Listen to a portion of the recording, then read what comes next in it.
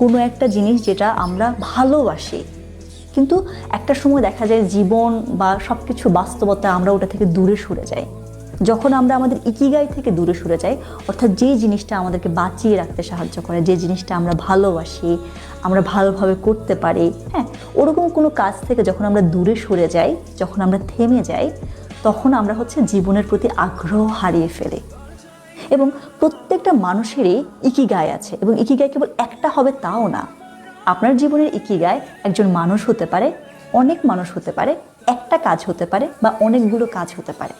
যদি আপনি না জানেন যে কোন জিনিসটা, কোন মানুষটা, কোন কাজগুলি বা কোন মানুষগুলি আপনার ইকিগাই, তাহলে আপনার উদ্দেশ্য জীবনের প্রথম উদ্দেশ্য বা মিশন যেটা, সেটা এই ইকিগাইটা কি, আপনার কোন জিনিসটা আপনাকে ভালো রাখে, বাঁচতে সাহায্য করে, সেটা খুঁজে বের করা এবং সেটাকে সবসময় ফলো করা, কখনো আপনার ইকিগাই থেকে দূরে সরে না যাওয়া।